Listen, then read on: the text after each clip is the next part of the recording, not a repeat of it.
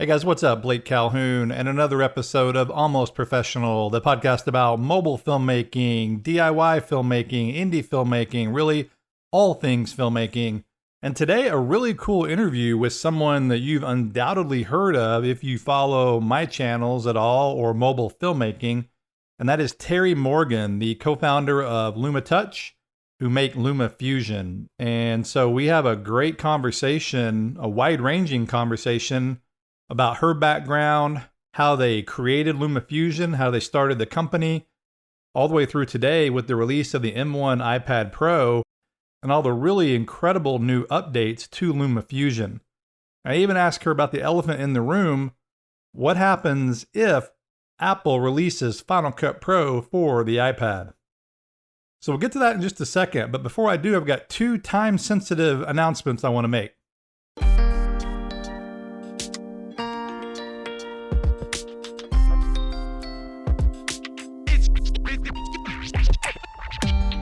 First, I'm doing a gear giveaway.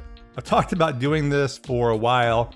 Companies send me gear. I use the gear. I often give it away to people on YouTube or just other filmmaker friends, etc.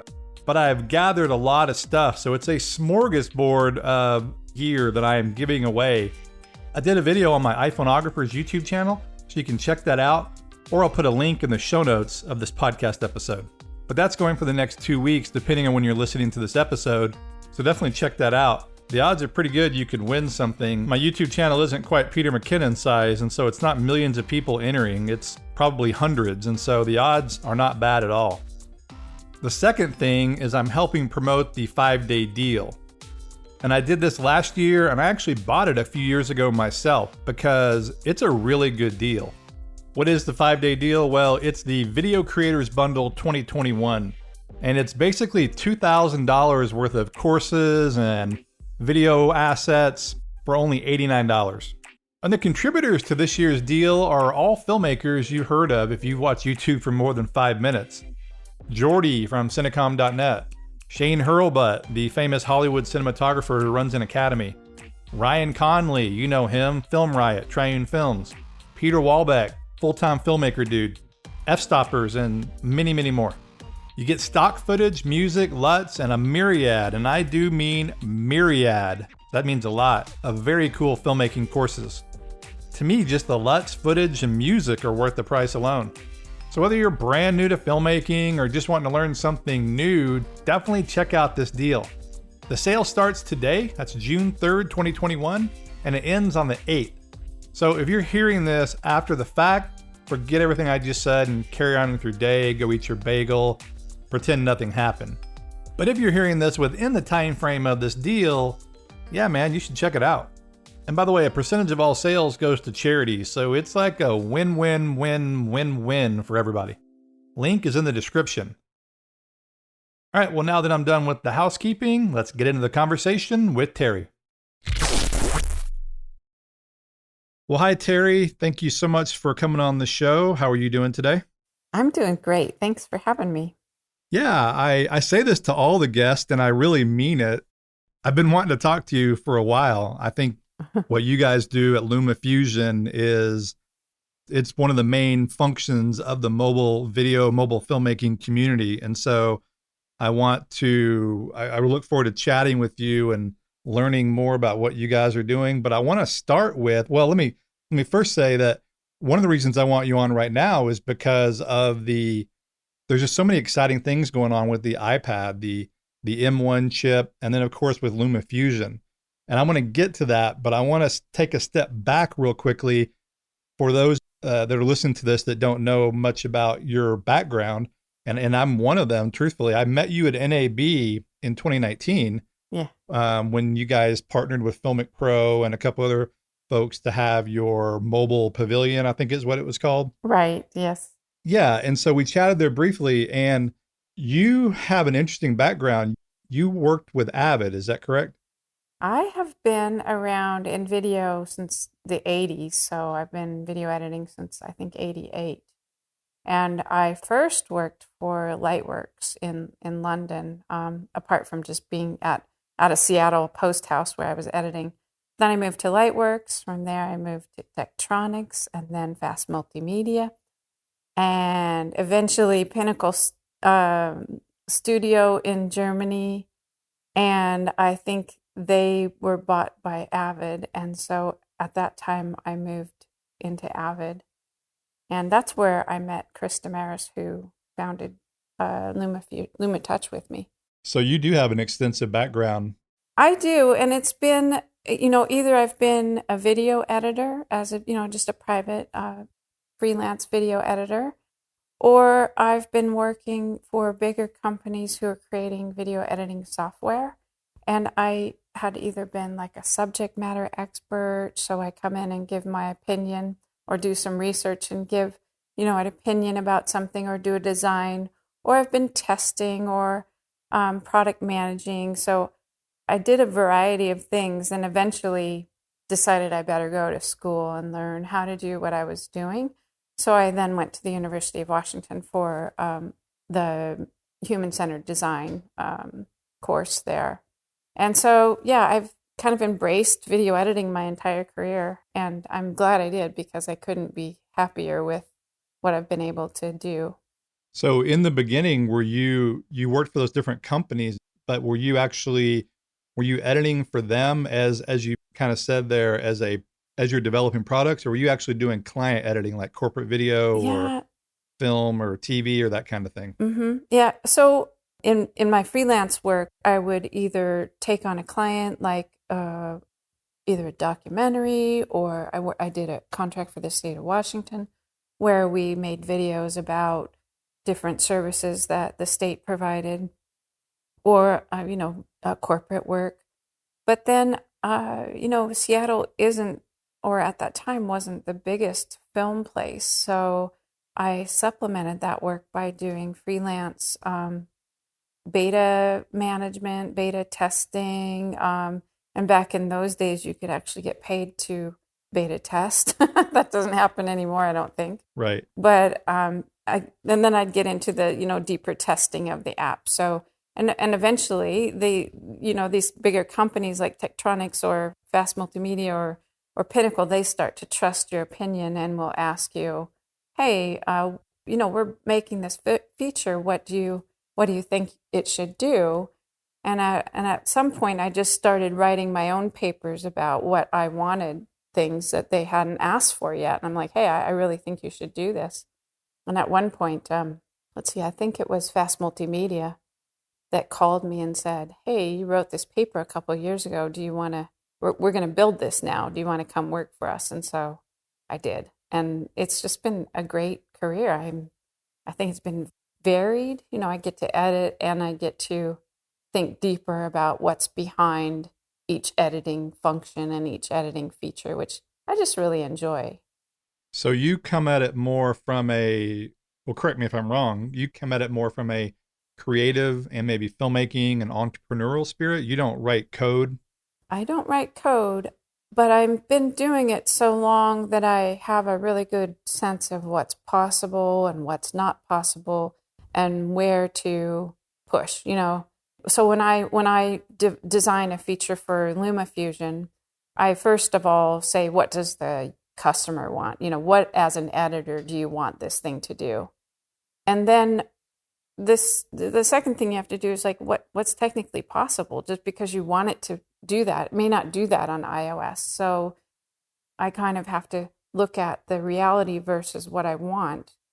And I think after years and years of doing testing and design work for these bigger companies, I realize there's usually a way you can get close to what you want or exactly what you want. It just might not be technically the same way you would do it on a desktop system. Okay. And so I've gotten really good at just knowing how hard to push on some things, some requests. I'll say, no, I really want the curves on the audio EQ to look like real curves and show exactly what the audio is doing. And if the developer were to come back to me and say, well, we'd love to do that, but it's absolutely impossible on iOS, I would say, okay, that's not a thing I'm going to push on. Okay. But if they just say, oh, that's going to be hard, I say, okay, go do it. I don't care if it's hard. I just care if it's possible. Yeah. So I think I've gotten a good sense of both sides of the coin. When did you guys start LumaTouch, and why is it called LumaTouch when your marquee product is LumaFusion? I guess LumaTouch, you also do visual effects. So we started LumaTouch as a company. We knew we were going to make a video editor, but we didn't know what it was going to be named or, that it would be our main product. We just knew that both Chris and I have this passion for video editing and video effects, and that's what we were going to build. So we started the company in, I guess, early 2013 as LumaTouch, and then we started building, and 3 years later we had LumaFusion ready to go, and we named it at that time. We at that time thought, well, let's not name it our company name because that would be confusing when we have a second product. And we do want to have a second product. We just have been so busy with this one. We haven't gotten around to it, So the company launched in 2013 and LumaFusion launched on the App Store in 2016. Do I have that timeline right? It was actually the last week of 2016. I think it was December 23rd of 2016 that it launched. So it took us a good 3.5 years to build the base of LumaFusion. Wow, for some reason, I don't know why, I've been a Filmic Pro user basically since day one, Yeah. which I think was like 2011 or 2012. For some reason, I don't know why, I lump you guys together because you guys are sort of simpatico, Yeah. I thought you had been around longer. I mean, in the scheme of things, you guys have only really been around for 4 years. That's just crazy. Well, with LumaFusion, yes, but Chris and I built Avid Studio for iPad, which became Pinnacle Studio for iPad. And we started that in 2011 as well.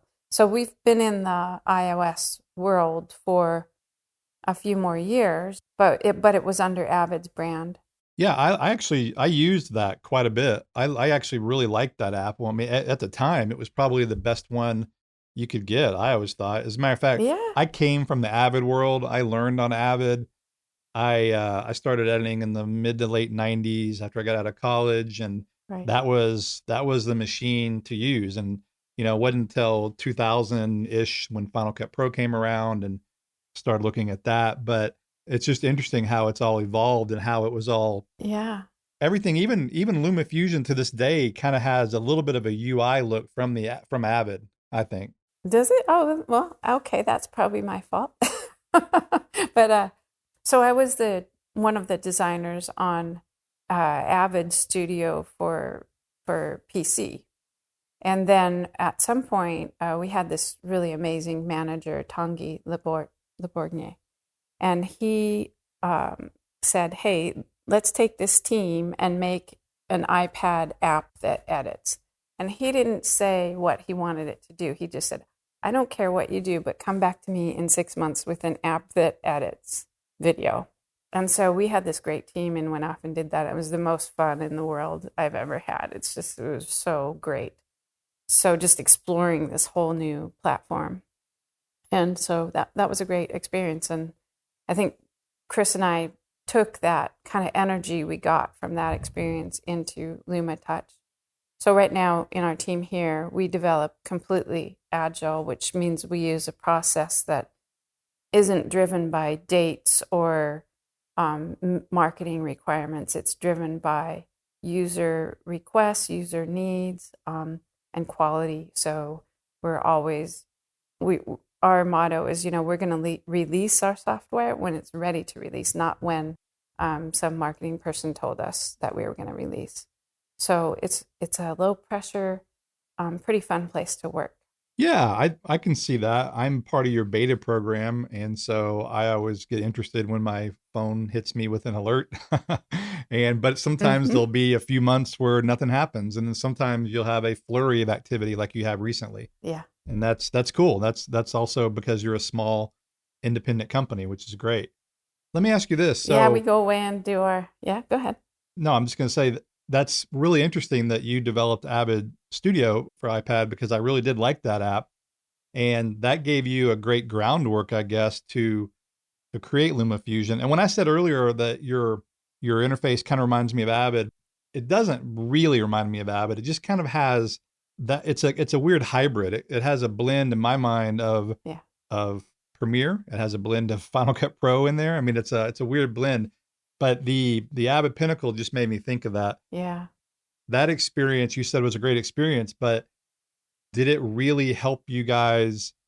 Obvious question probably, but did it really help you get LumaFusion going to where it is? You learned, just like anything in life, you probably learned from the mistakes you made there to take those into your new adventure. Yeah, absolutely. So, like I said, we had the 6 months. We had to get a product out for Avid.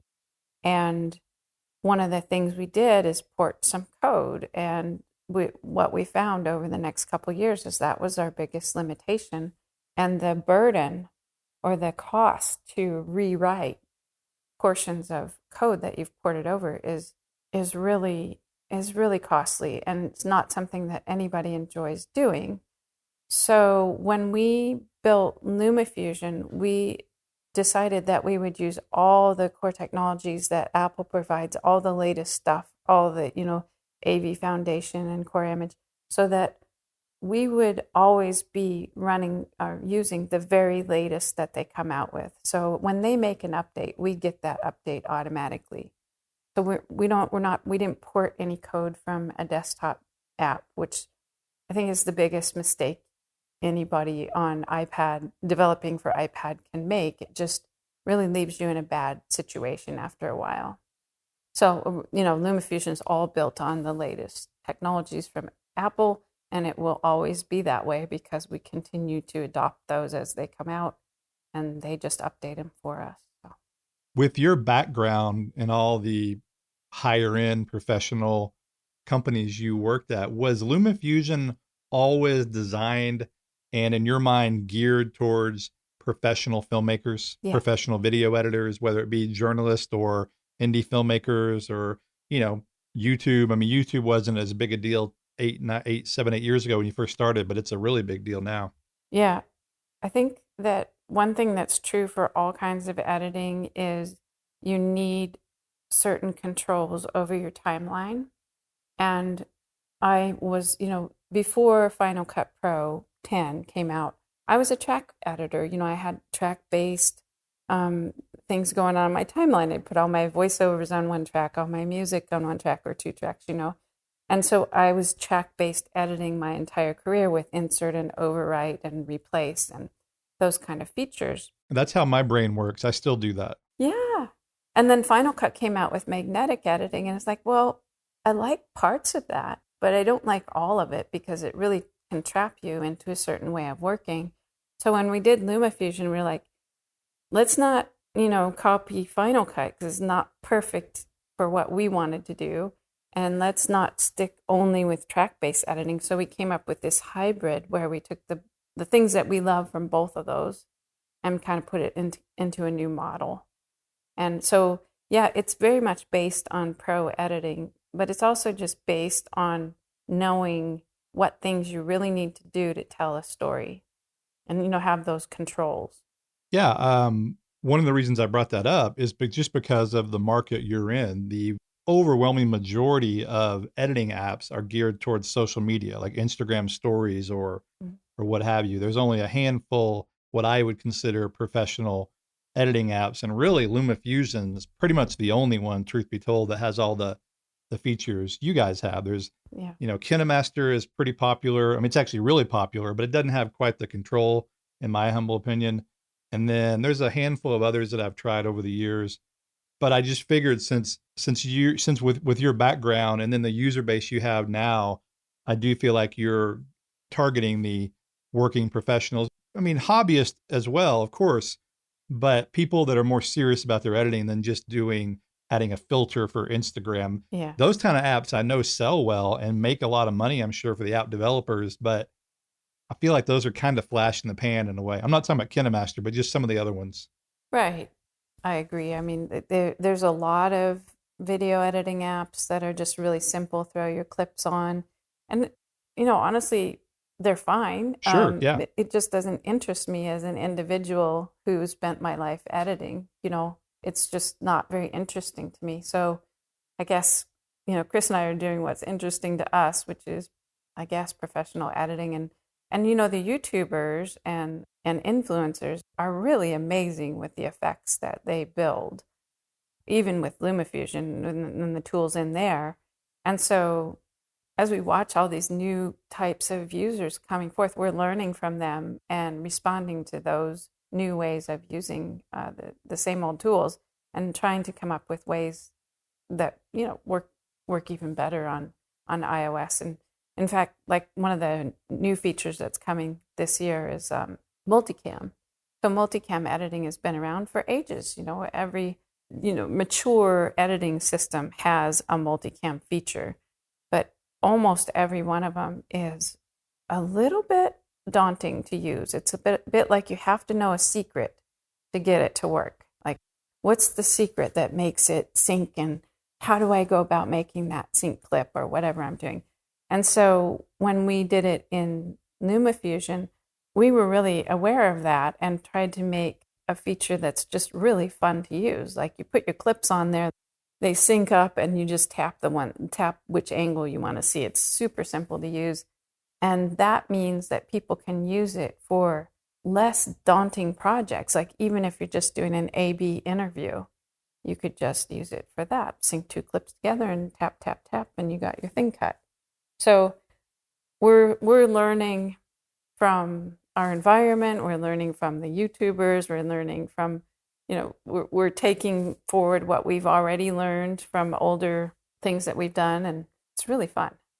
Tell me how you and Chris divvy up your, I use the word responsibilities, but do you guys work together completely, or does one go more towards the app development, one goes more towards, UI, or how do you guys divvy that responsibility up? So yeah, I do the UI, and I may even make all the icons myself. Oh, wow. And I design the colors and and the workflows a lot of times of how I'll come up with the first pass on how I think something should work, and then we run it by users and user reviews and see what they think, even of our wireframes. And then then he'll come along, and oh my gosh, he's amazing. He'll just come along and say, hey, if we did it this other way, it would solve these 3 problems I see. And then we kind of come to a conclusion about how it should be. And it's always been just a conversation between us, how to, and the other people on our team as well, contribute to things that they wish it did or would like it to do better. And but he does all the development. He doesn't do all of it. I'm sorry. He has a team of developers, but he manages the development and does a lot of development himself. And I manage the design side of things. And over here in Seattle, my team does the marketing and the support and the testing. And his team over there, they're all developers of one kind or another. Is he not in Seattle, or is he in Seattle as well? Right. Sorry. He is in Salt Lake City. Okay. I wasn't sure. I didn't know. I know at one point you guys shared an office with Filmic Pro, but I don't know if because of the pandemic, if that's still, but okay. I wasn't sure if they had to, I don't know. I talked to Christopher Cohen on a podcast recently, and he mentioned something about during the pandemic, they had to, I don't know, downsize, or, a lot of people did. And so I just wasn't sure if that was still the situation. Yeah. This beautiful office here in Seattle is pretty much sitting empty up until the last week when all of LumaTouch has been vaccinated. So we said anybody that's vaccinated can come back into the office, still with precautions, but we've, reset up the studio here so we can do some shoots, and we're all working at our desks now. Okay, well, great. And Filmic hasn't come back yet. Yeah. They're just at home watching Netflix and hanging out, sure drinking beer probably, and who knows what I'm kidding. Yeah. Actually, I think Kevin, that he is like, he's in Florida most of the time, it seems like now. I don't know. Right. Yeah, they've kind of dispersed themselves, but they'll be back, I hope. That's the cool thing about this business, though, is really you can work anywhere. Anybody can work remotely. That's for sure. Yeah, it's definitely true. We since half of our team is in Seattle and half in Salt Lake, it's really easy. I mean, we're already used to just Slack meeting every day, all day, back and forth. So Right. it's not really that much different, except for that we can have lunch together, have coffee breaks together, Sure. just kind of check in over each other's shoulder. So it is nice to be back in the office for sure. Now, so far, you've mentioned the LumaFusion user base, the user input several times, and I'm glad to hear that. And I can tell by the beta releases you do and just all the features you release that you do take that stuff to heart and you take it seriously. Because I think a lot of companies, it's just a little bit of a lip service, they want to hear about it, but Yeah. I think they just want to do what they want to do. And that's fine too. But I really like that you guys do take input. But on the flip side of that, I assume you have a product roadmap. Oh, yeah. And so like for more advanced features, like one that comes to mind, and I saw on the most recent Apple, whatever that was, the release of the iPad, I guess, the event, Yeah. I saw some video, you were in the video, which was cool to see you, but I saw some clips of the LumaFusion on the iPad, and I'm pretty sure I saw scopes. And so if scopes is something I've wanted forever on LumaFusion, and I may be in the minority because that really is getting much more on the professional side, color grading and that kind of thing. Yeah. But things like that, has that been in your roadmap for years and you just haven't gotten to it? Or is that more users saying, hey, we really want scopes? Yeah. That one is, that one was mine because since we started LumaFusion, I vowed to only do edits on LumaFusion. Now, anything that we edit is edited on LumaFusion. And there was a time when we needed to do commercials for the UK, and I felt like I really needed scopes to deliver those commercials. So I had edited it all in LumaFusion and then transferred it to Premiere so that I could look to make sure that the levels were right. And it's just really bothered me that I had to do that. So things that I feel like would push someone to go to the desktop are obviously high on my priority list. And one of those was scopes. Another one is multicam. And there's others, like, for instance, that you can't use ProRes on an iPad because the iPad doesn't support it. Right. So high on my list is being able to edit proxies. So in other words, you bring your ProRes in, we would create proxies, edit with them, and then connect back up to your ProRes so that your final edit is filled with the ProRes. So stuff like that always get me going because I just want people to be able to edit fully on their device. But other things, yeah, we do listen to the users for, and so yeah. No, that's great. That's great. And I knew when I asked you about the roadmap, I knew you had a roadmap, but what I meant more was things like that are really more professional. Someone doing an Instagram video or even a YouTube video probably doesn't look at their scopes that much. Mm-hmm. But I just have gotten to where even for white balance, I like looking over there and seeing that the RGB parade, is correct. That's right. Just simple things like that, not even doing high-end grading, so. Yeah, I mean, sometimes it's just a creative thing that you want. If you're looking at a screen for too long, it actually gets really hard to tell whether you're looking at skin tone correctly, Absolutely. You just lose your mind. So the scopes are the only way to really rebalance your vision. I think, speaking about user input, I feel like that's the biggest gift that anyone can give us is free advice, Now, that's what user feedback is about. They're saying, here's what would make me happy as a customer. And to me, that's like saying, here's how you can make your business successful. That's a good way to look at it. Like, of course we're going to listen. Yeah, of course. I'm always eager to hear what people have to say. And sometimes, there's been things that people ask for instance, speed ramping. They always ask for it. And it's been one of those things where it was really difficult to do on iOS because what we use for the speed engine was just what we got from Apple with, our modifications to it. So to do speed ramping, we need to rebuild the entire speed engine in a really big way.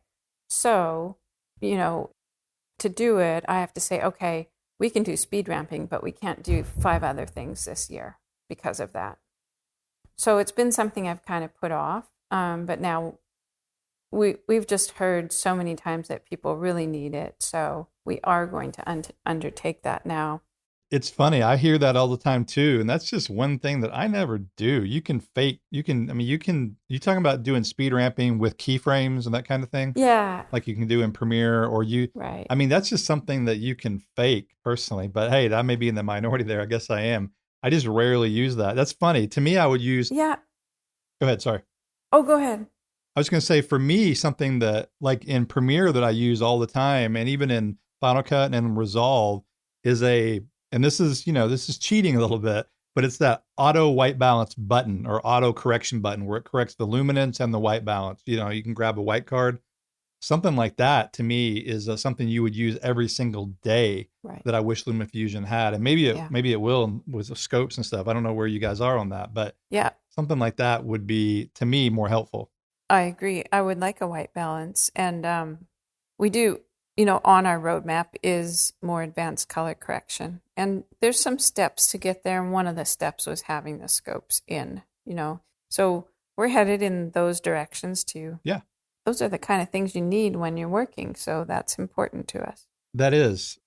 And again, everyone's going to have unique, it's subjective to a large degree.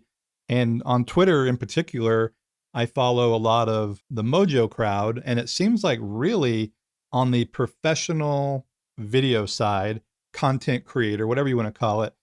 And this is anecdotal evidence, and even on my YouTube channel, I would say most people that use LumaFusion and to make a living and or to supplement their living is the Mojo crowd, the mobile journalism. Is that something you have encountered as well? Yeah. Our first sort of group of uptakers were Mojo people. So I don't know how this happened exactly, but our first marketing ever was via daily videos to Twitter saying what features LumaFusion was going to have.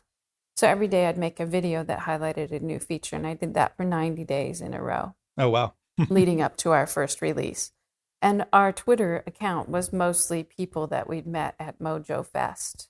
So they were mostly, Mojo, mobile journalist people.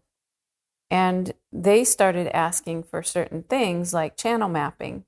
So we started listening and putting in features that would suit mobile journalism. So, yeah, I think that's the way, that's the way it works, is we kind of listen and then adapt the app. And so it does have it has legs in a way that are walking in the direction that people want it to walk because we're listening. No, I think that's great. Well, let's jump ahead to today, 2021, mm-hmm. and the M1 iPad with Thunderbolt. And let me tell you just a quick story, okay? Mm-hmm. So I had 100% planned to buy the brand new iPad, although I just bought a brand new one last year in March. So mine's only a year old. I got the 2020 iPad Pro, 12.9 inch. So I really didn't want to spend the money on a brand new iPad. And thanks to you, I didn't do it. And here's why. Because of the brand new feature that you guys now offer where you can edit off an SSD and it doesn't have to be the new M1. Right. And so that saved me $1,300. I appreciate that. But here's my question for you though. How is that working now? Why is that working? Because I was always under the impression that was a Apple hardware and or iOS limitation. And so I was thinking in my unsophisticated mind, because I don't know how any of this works from an engineering perspective, that Thunderbolt would allow that because of the speed, the throughput. But I've tested it on the beta and it's pretty cool. How did you guys get that working? Well, I guess that would be mostly a question for Chris, but what I can say is that, the Thunderbolt does make it way faster. And we had tested this about a year ago to see if you could edit directly from the drive, and it just wasn't possible. It wasn't fast enough. So let me just qualify this with saying my uneducated guess is that things had changed in iOS that were in preparation for the Thunderbolt and the ability to do this. That actually makes it possible for, it makes it fast enough to work with USB-C as well. Now, of course, your drive has to be fast enough. It's not going to work with a slower drive. And I think we have recommendations on our website. I've been testing it with the T5 or a T7, I forget. I think it's the T7, the little Samsung SSD. Mm-hmm. I can't remember which one it is, but it's been working well with my limit. I've only tested it for a few days. I need to give it a much more in-depth test, but so far it looks promising. And so I guess the point there is, though, that is pretty cool that you're able to open that up and we don't have to. In other words, it opens it up to a lot more people, because the 2018 iPad Pros and above should be able to make that work. Is that with the fast enough drive? Is that correct? Anything with USB-C with a fast enough drive, yeah. Yeah, they have to be fairly fast to be able to do it successfully. And so in LumaFusion, you can turn, you can either do it the traditional way that we had before, where you drop a clip onto the timeline, and at that point, in the background, we make a copy of that clip onto your iPad so that there's no speed issues. Or you can turn that off and turn on external drive editing and just choose to edit straight from the drive. So you're not really going to be, prohibited if your drive isn't fast enough, but you will have to then turn it on so it can copy the media over to your iPad to use it. So, well, what are and you may not know this answer completely because it's so new. I mean, the iPads are just now shipping, basically. They've been, out for a little bit, but from a LumaFusion perspective, if someone was considering getting a new iPad mainly for video editing with LumaFusion, what are the biggest advantages to getting the new M1 iPad with Thunderbolt, besides speed is an obvious one? What else have you guys seen? Have you guys done any testing with it? I don't have one yet. Oh, okay. So there you go. I haven't, but I have heard from people that have them, and they just say it's lightning fast. And really, it's just a different chip. It's a faster chip, right? So there's not a lot of other benefits, but speed is a pretty big benefit right there. No, it is. There's no question. But I've heard some people on, maybe it was on Twitter or YouTube, I can't remember, that were saying that the speed is faster, but the rendering is actually pretty similar, even on the back to the 2018 iPad, like the outputting a file from LumaFusion. Right. My 2020 iPad Pro is blazing fast. Yeah, it is faster than a desktop to render out things from my experience. It's faster than Final Cut or Premiere to render out your final project. But I think, once we get the M1 in-house, we did not get, we weren't one of the lucky influencers that got one. But right. we we'll be able to optimize and maybe get faster rendering speeds if we indeed are the blocking issue there. I'm not sure that we are, but if we were, we can then optimize it. So basically then an educated guess is that the biggest benefit will be render speed, more than likely, although the rendering on the older ones is still really good. And then the Thunderbolt speed going out to an SSD. And I don't know, maybe just the whole idea that the app performs better and stuff because of the M1 chip. Everything is faster, more responsive, that kind of stuff too, I'm assuming. What I've seen is that there's certain files, like I think the GoPro or DJI files can be particularly hard for desktop or iPad to play back. And with the M1... Oh, the H.265s or HEVC stuff? I think there's something strange about the codec or something that tends to make those files stutter. Okay. And it happens on every system, but with the M1, I heard that it's just smooth as butter. So that's something I'm looking forward to trying out. Yeah, me too. I don't have an M1 Mac yet. I've been holding off because I'm due for a laptop, but I don't want the 13-inch. To me, I already have an iPad. Yeah. I'm waiting for them to do the 16-inch MacBook Pro with the M1.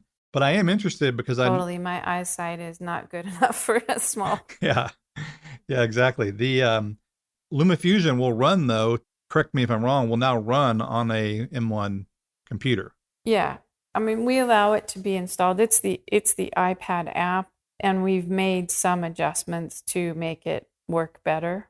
But it is the same app running there. It just doesn't have the touch abilities, I guess, on the computer. Exactly. And I have to say, I And that's mean, how it was designed. You designed it as yeah, a touch interface. it's beautiful as a touch interface. Yeah. LumaTouch. There you go. So, yeah, I mean, I think when I try to use it on the M1 desktop or, laptop, I constantly am trying to touch the screen. And I think I would get over it if I tried it longer, but so far it's just, I'm just completely soaked in the idea of touching. And so it's hard for me. But I guess if you weren't used to it, it'd be great. Yeah, I on my iPad, I have the Magic Keyboard, and so I kind of do. You mentioned the word hybrid earlier, and that's kind of how I approach Mhm. LumaFusion when I'm editing because I'll touch some, and then I'll use the keyboard and the space bar. You know what I mean? Yeah. And so I kind of mix it up a little bit, and I like using the mouse as well. Yeah, it's kind of like it should be like, yes, I can do that. Yes, I can do that. It should never say, no, you can't touch me, or no, you can't use the touchpad or the keyboard.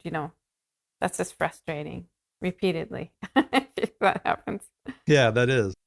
Well, let me ask you this, related to the M1 and Final Cut Pro. Are you guys concerned, or that may not be the right word, but with Apple now in a way merging their lineup, what happens if they bring Final Cut Pro 10 to the iPad? Is that a good thing just for competition? Or I mean, Apple supports LumaFusion. Yeah. Every time I turn on an Apple video, it seems like you guys are in it. So I know they like what you do, but what happens if Final Cut Pro comes to iPad? Well, it might sound trite if I just said, oh, it's good for competition, but in reality, what it is good for is the perception that you can do professional editing on an iPad. And so there's millions of editors on Earth. And it isn't a bad thing to point out to them that, yes, you can do professional editing on iPad, and then let them choose the best tools for that editing. And I'm pretty confident that with our editing model, our sort of hybrid track and magnetic editing model, and all the work that we've put into listening to our customers and doing these little details to make it a superb app, that people that tried both would still prefer to edit on LumaFusion.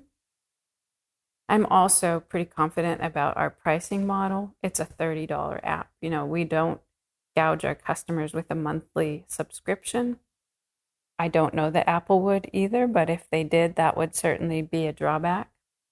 And, when Adobe came out with Rush, frankly, we were like, oh, I wonder if this is really going to be bad for us. And it actually was good for us because people said, oh, look what Adobe did. And then they said, LumaFusion's way better. So let's just push on LumaFusion a little harder, right? So I think I don't want to sound, cliche, but it is sort of like a competition that makes everyone better.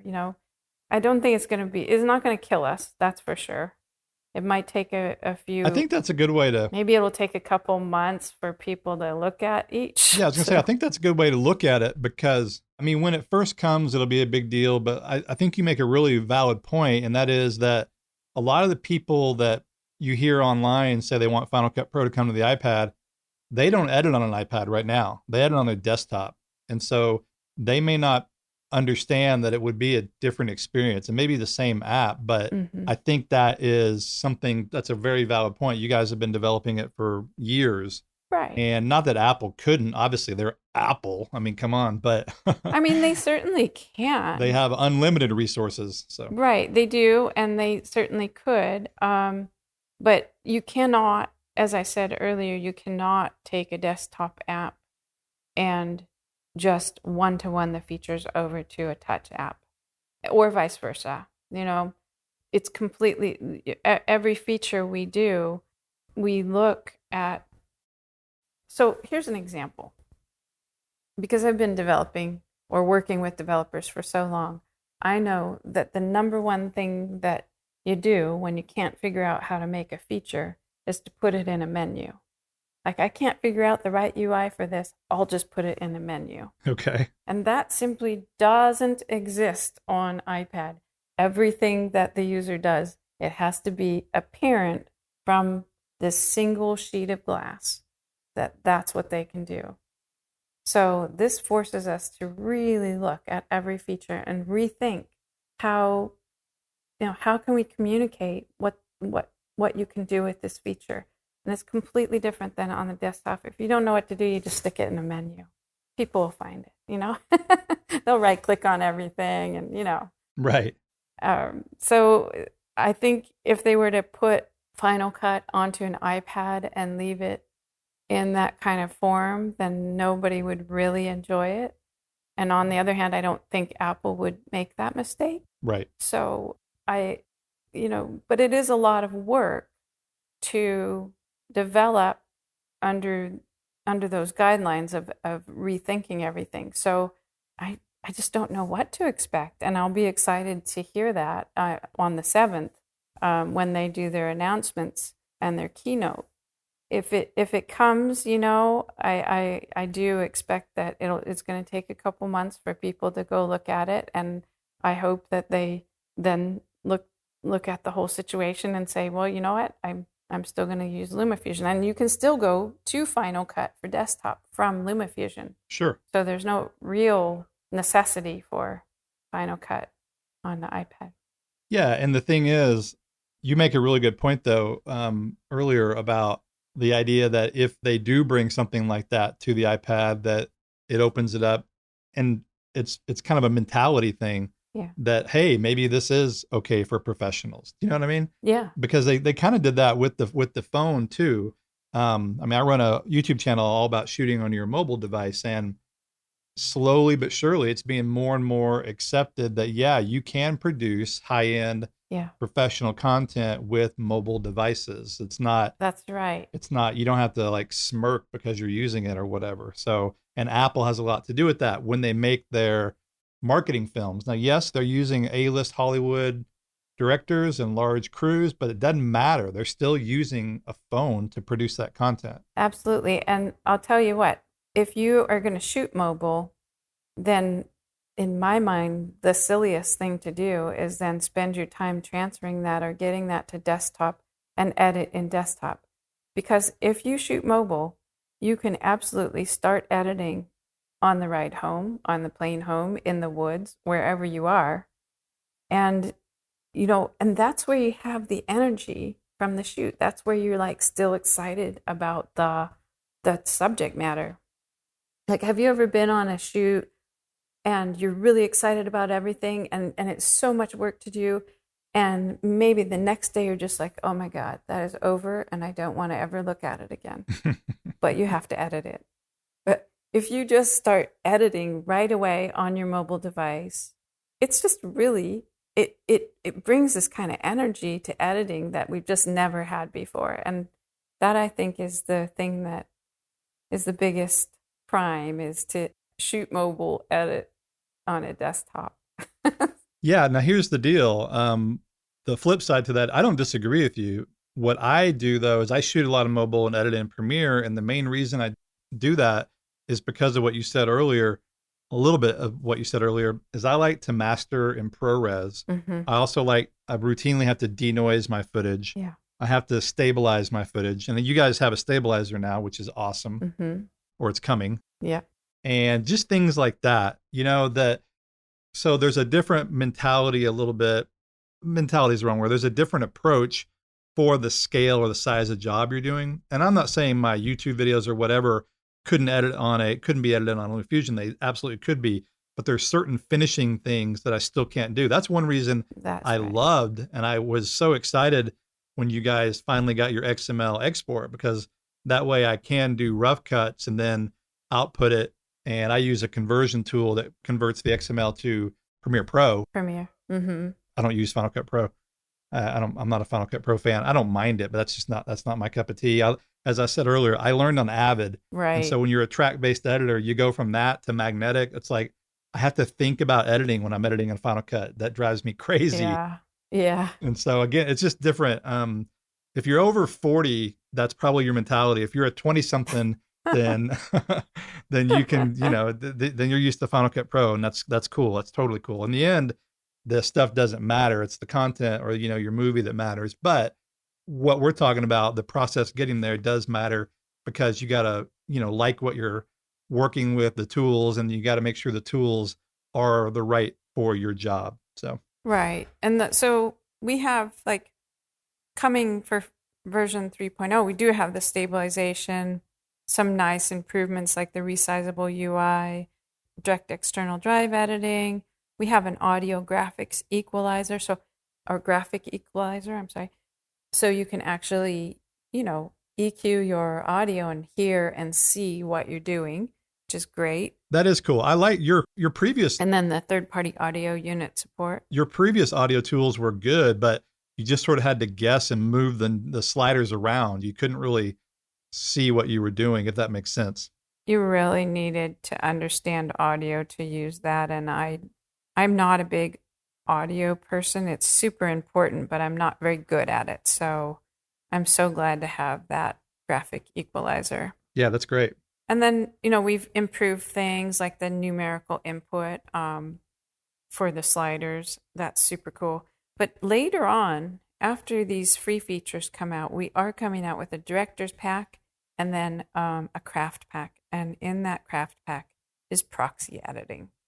So that is that part that would allow you to do your whole edit in ProRes in LumaFusion, even though you'd have this interim step of using a proxy, a high-res proxy, but nonetheless a proxy. And then the other thing that you could consider is Frame.io.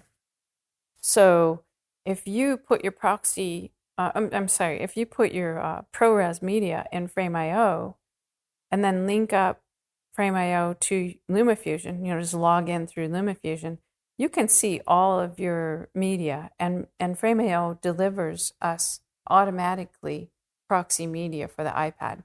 So you're editing what to you is going to look like your ProRes, but it's proxies that you edit in LumaFusion, export to Final Cut, and then when you open it, the edit in Final Cut, it relinks back up automatically to your ProRes.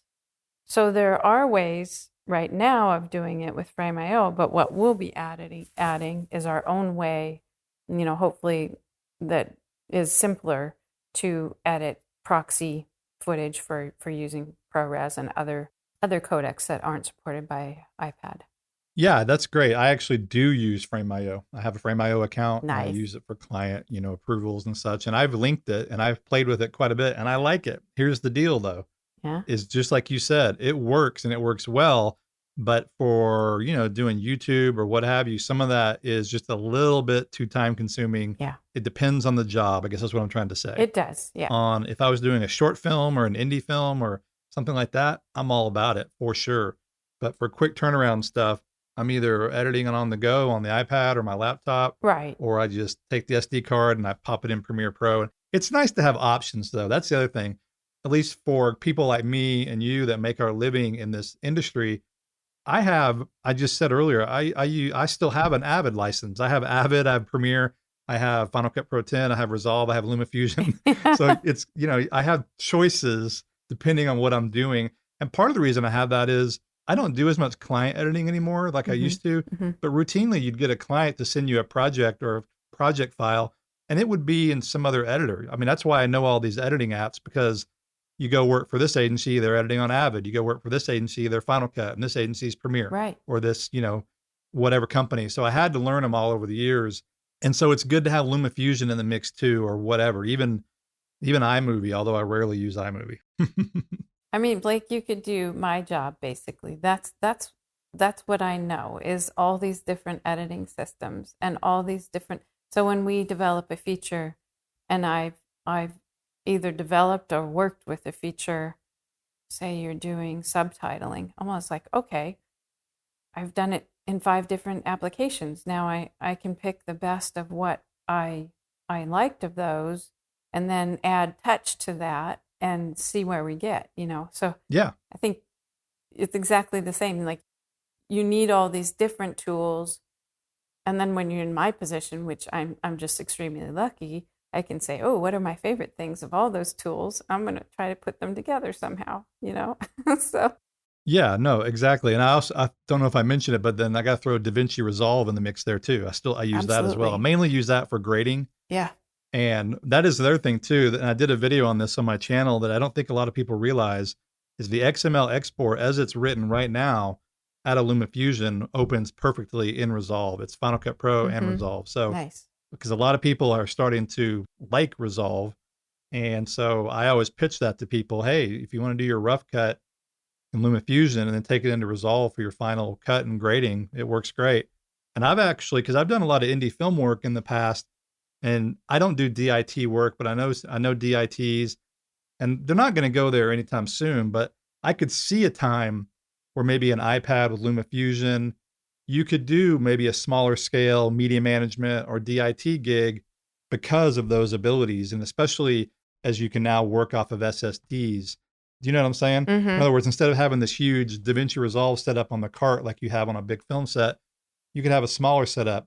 Right. And now that you can do these proxy editings and things, in other words, it'll open it up to the broader professional film industry versus more niche mobile people. Even though it's mobile, I think more people, and in particular, if going back to that, if Final Cut comes along on iPad, it could absolutely open it up to the broader post community, so to speak. Yeah. And, the new iPad 2, we didn't mention the screen. The screen now, a lot of people are talking about using that on set as a color reference monitor. Right. So there's just really a lot of things, and you could throw LumaFusion in the mix too to show some rough grades to a director or a DP or whatever on set. So there's a lot of possibility there. There is. And, I do think that in this whole industry, you don't need just one tripod. You need a few different types for different things that you're going to do. And, we're friends with the folks at KineMaster, and we like them as human beings, and we like their product. And it's okay. They're not expensive, these apps. So I feel like it's okay to have LumaFusion and Final Cut Pro if they have Final Cut Pro on the iPad. Or it's okay to have LumaFusion and KineMaster, LumaFusion and Rush, or any of the combination, because it's not breaking the bank like it used to do. Right. When I was in my 20s, there was no way I could afford one edit system, much less 2. No. So it's a whole different thing now.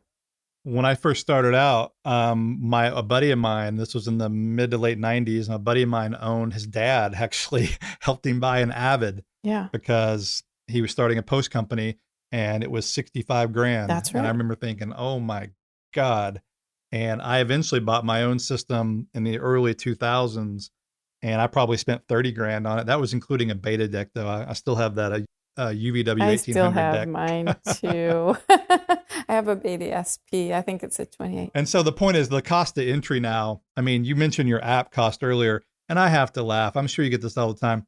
I get people routinely tell me they can't imagine spending $30 on an iPhone app or iPad app. I'm like, yeah, dude, I mean, this is a full featured editing app like Final Cut Pro or any other thing for $30 freaking dollars. Even Final Cut Pro is only $300. Yeah. I mean, I guess it's relative to where you come from and your experience, but wow. I mean, it's free basically.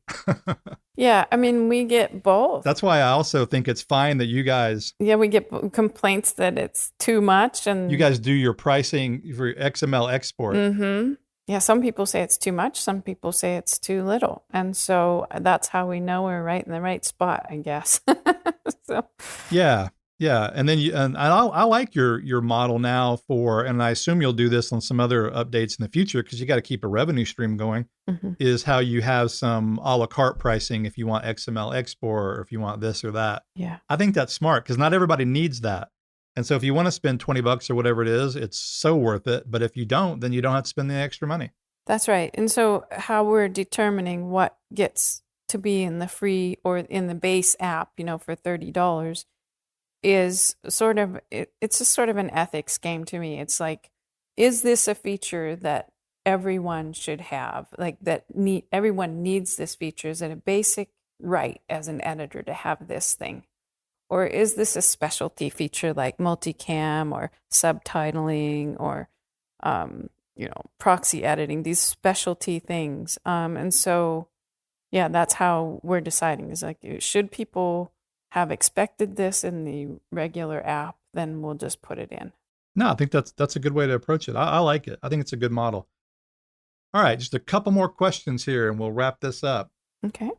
Going back to Apple for a split second here. And this one you may not answer, may not want to answer, but you hear these funny rumors. What if Apple with Final Cut, what if they came to you and wanted to acquire LumaFusion? Would that be something you guys would entertain? Mm-mm. Or would you guys just keep doing your own thing? Yeah, I can say unequivocally that we do not want to be purchased by anyone at this point. And it might be that way forever. I mean, look, we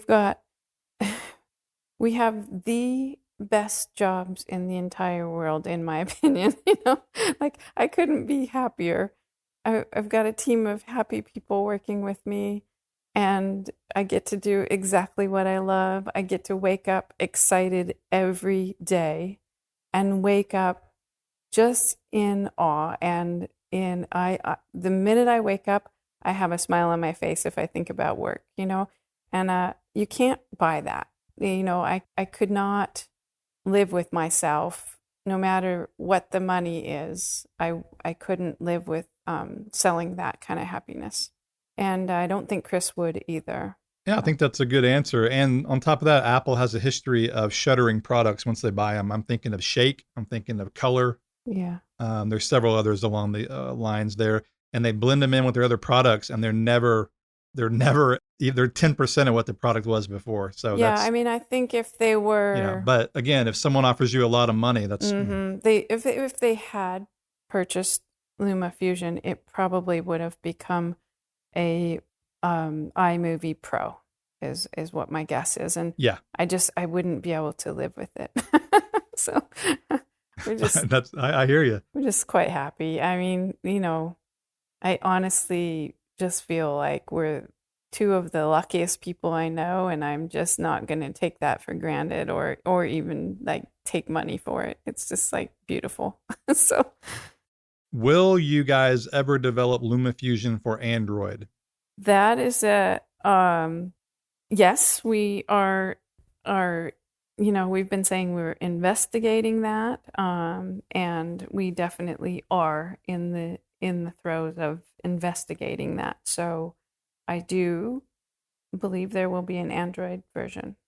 It's a tough call because, like, for example, a company right in your neighborhood, Moment, they discontinued their Android app. I just think it was just too many different phones to deal with. And then I think historically Android users don't want to spend the money on apps, and it's just hard to maintain. But in the same breath, there are a lot of Android users out there. It's a whole wide open market. So I mean, it's a tough call. It really is. I mean, I think with editing, it's a little bit easier because with shooting, you almost have to support every kind of phone. That's a good point. And with editing, we can select like the types of tablets or phones, or we can even just limit it to tablets. So I think we have a lot of opportunity there to limit the impact it has on our company. I think that's a good way to look at it, and that is true. I didn't think about that. You could just limit it to tablets on the PC. I say PC, but you know what I mean, the Android side. Yeah. In the end, it's a weird thing. Again, I work and kind of live in the film world, in quotes, film industry, and man, I would guess it's 90% Mac and iOS people. It really is in the film world. Yeah. In my experience, anyway, it's like everybody. Whenever I send a text message to someone on a crew, and if they don't come back with an iMessage, I'm always like, what? It's green, Right. on the Android. I'm not being a snob. It's just surprising. I'm just like, he's he's not on an iPhone. Yeah. Just so used to it is why I'm saying that. So Yeah. I'm nothing wrong with Android. There's a lot of Android phones that do awesome, especially some of those Sony, the new Sony Xperia or however you say it. Those look like good phones. But anyway, Yeah, and I'm not saying that we would limit it just to iPad, but what I'm saying is like we could even just select a couple phones to support yeah, instead of supporting the whole gamut, right? Like, but a camera, I think you do have to pretty much support most phones to be successful, right? I think that's right. Yeah. Maybe not, I don't know, but yeah. All right. Well, last question here. Do you foresee a day, and this is you putting on your future teller hat here, do you foresee a day when the iPad will replace the laptop? Mm. And where do you see that going in the future as it involves LumaFusion or just, iPad Yeah. content creation in general? Well, I mean, okay, so I don't foresee Apple saying that we're going to combine the desktop and the iPad because they've said outright that that's not their goal. But I do think that we've been around a long time and not LumaTouch, but like you and I, and we've seen a day when when editing nonlinear editing first came out. I was editing on optical discs that hold 1.2 gigabytes and all the footage was blurry, and we still pushed on editing for nonlinear even under those circumstances, because even though people at the time were saying it's going to be 10 or 20 years before that's going to work right, it just held such promise and intrigue to do nonlinear editing. And it wasn't 10 or 12 years, it was 2 years, from the time those first optical disc nonlinear editors came out to a time when you could really edit on a desktop. Nonlinear edit was just a blip in time. And then we had all these giant drives, like 14 drives in a stack just to edit a show, right? Mm-hmm.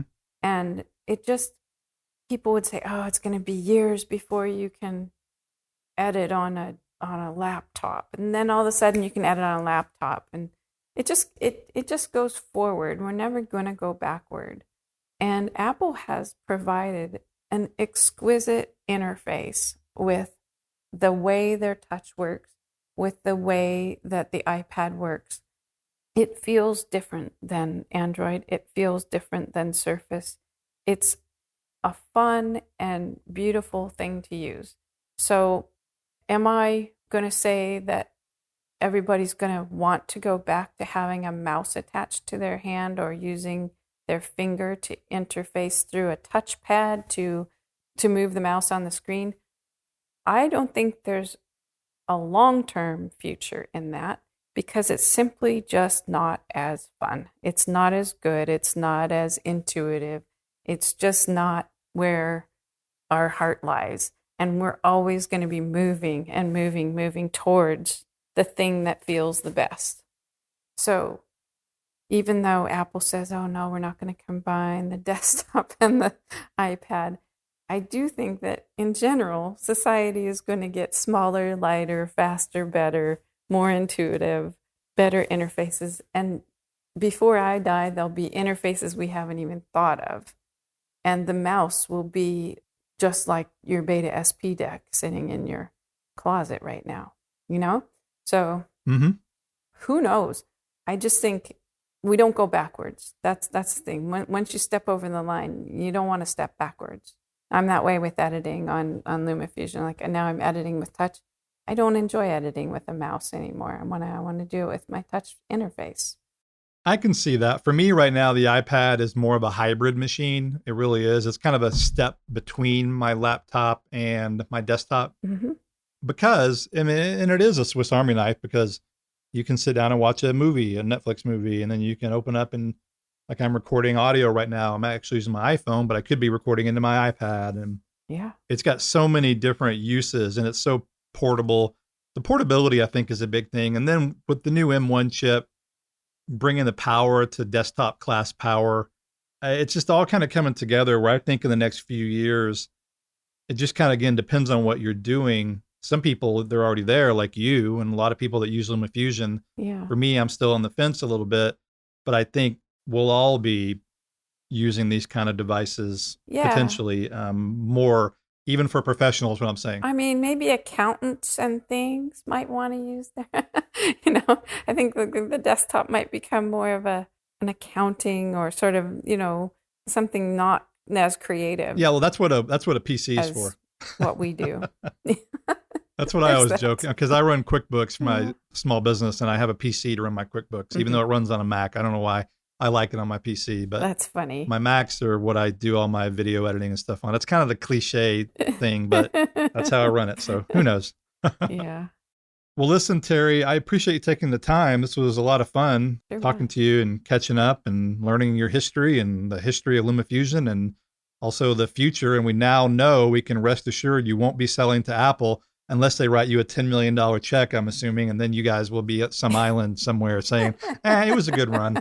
No, I'm not gonna change my mind that I know of. No, I hear you. So, yeah. I hear you. No, that's great. That's cool. I think you guys have a great product.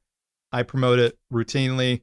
And like I said, I love having options. I don't use it exclusively, but I think it's great. And all these new features you're adding really have made it even that much more professional than it already is. So right. Yeah, it's such a pleasure to get to know you a little bit. I mean, I met you at NAB, but just didn't have a lot of chance to talk. So it's been really fun. Yeah, it's been great. And we'll have to do it again. Thank you so much. And I'll talk to you guys soon. And I look forward to continuing to test the beta and can't wait to try out multicam. Oh, absolutely. Looking forward.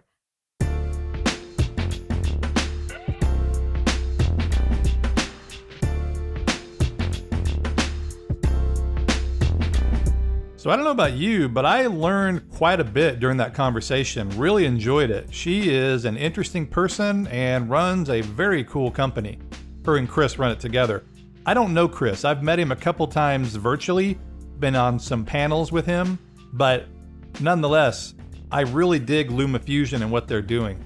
And I do have to say that because of these new advancements with the iPad, the M1, the Thunderbolt, but also just what I talked about with Terri, that you can now edit from an SSD, I'm getting closer and closer to being able to use my iPad as an editor. Again, I know a lot of you guys out there use it. I don't. I use it, don't get me wrong, I just don't use it regularly. I use it mainly when I'm traveling or if I'm doing a YouTube video and I want to showcase how to do something. But my everyday editing is still on my iMac or my laptop using Premiere Pro. That may or may not change anytime soon, but I do really like what LumaFusion is doing. Can't wait to try out the new features and can't wait to see where it goes in the future. And if you've never used LumaFusion, you should definitely check it out. There are lots of courses on LumaFusion out there on the internet.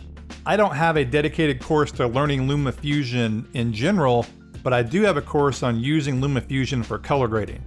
So if you're ready to take that next step, see how I use LumaFusion in color grading, then check out the Academy on my website. I have a LumaFusion Color Grading 101 course, and it's only $39. And by the way, I will be updating that course to include some of these new features that are coming to LumaFusion, like scopes, etc. All right, well, thanks again to Terri for coming on the show today. Again, this was really enlightening to me, and I'm excited to see where this stuff goes. Don't forget to check out the 5-day deal if you're listening to this between June 3rd and June 8th. It's legitimately a really good deal. And otherwise, this has been another episode of Almost Professional. I'm your host, Blake Calhoun, and I will look forward to talking to you in the next episode.